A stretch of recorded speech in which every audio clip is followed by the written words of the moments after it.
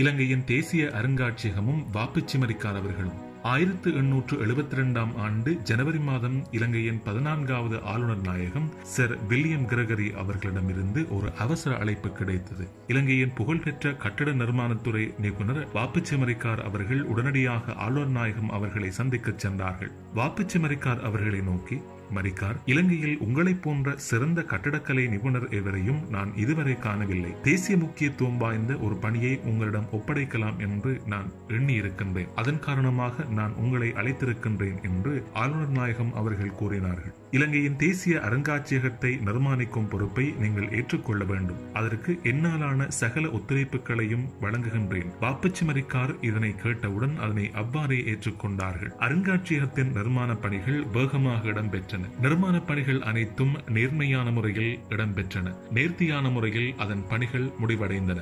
1877 ஆண்டு ஜனவரி மாதம் 1ஆம் தேதி அருங்காட்சியகத்தை திறந்து வைக்கும் விழா விமர்சையாக இடம்பெற்றது. ஆளுநர் வில்லியம் கிரகரி அவர்களுக்கு மட்டில்லா மகிழ்ச்சி ஏற்பட்டது. வாப்புச்சிமரிக்கார் அவர்களும் அந்த நிர்மாணத்துறையின் தச்சுத்துறைக்கு பொறுப்பாக இருந்த பெரேரா அவர்களையும் அழைத்து, உங்களுக்கு விருப்பமானதை கேளுங்கள், நான் செய்து தர தயாராக இருக்கின்றேன் என்று கூறினார்கள். உடனே SM பெரேரா அவர்கள் தனக்கு ஒரு கௌரவ நாமத்தை வழங்குமாறு கேட்டிருந்தார்கள். ஆளுநர் அவர்களுக்கான கௌரவ நாமத்தை வழங்கினார்கள். ஆனால் வாப்புச்சிமரிக்கார் அவர்களுக்கு பிரித்தானிய மகாராணியால் வழங்கப்படும் உயரிய சிவில் விருதான சர் எனப்படும் நைட்ஹுட் பட்டத்தை வழங்க வேண்டும் என்று ஆளுநர் அவர்கள் எண்ணியிருந்தார்கள். ஆனால் வாப்புச்சிமரிக்கார் அவர்களோ ஆளுநர் அவர்களை பார்த்து, நான் கேட்டால் நிச்சயம் தருவீர்களா என்று கேட்டார்கள். கண்டிப்பாக தருகின்றேன் என்று கூறினார்கள். நான் உங்களிடம் கேட்கும் ஒரே ஒரு சன்மானம், ஒரே விஷயம்தான்.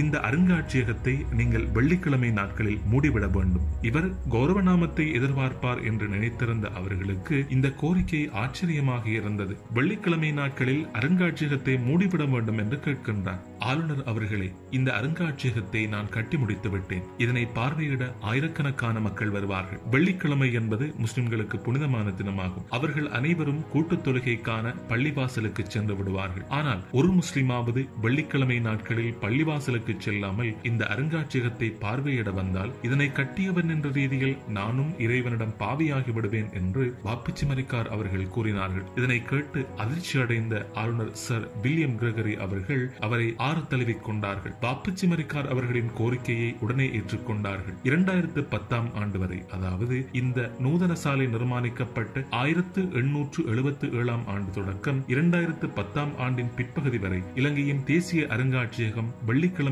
நாட்களில் மூடப்பட்டிருந்தது. வாப்புச்சிமரிக்கார் என்ற தனி ஆளுமை அவர்களினுடைய கோரிக்கையினால் பிரித்தானிய அரசாங்க காலம் தொடக்கம் அண்மை காலம் வரை வெள்ளிக்கிழமை நாட்களில் முஸ்லிம்களின் ஜும்மாவுக்கு மதிப்பு கொடுப்பதற்காக வாப்புச்சிமரிக்கார் அவர்களின் கோரிக்கையை ஏற்று அவர்கள் இந்த நூதன சாலையை மூடிவிட்டார்கள். இவர்களுடைய பேரன் தான் சர் ராசிக் பரீத் என்பது முக்கிய அம்சமாகும். வாப்புச்சிமரிக்கார் போன்ற ஆளுமைகள் முஸ்லிம் சமூகத்தின் நலனுக்காக என்றுமே செயற்பட்டிருக்கிறவர்கள் என்பது இதன் மூலம் உறுதியாகிறது.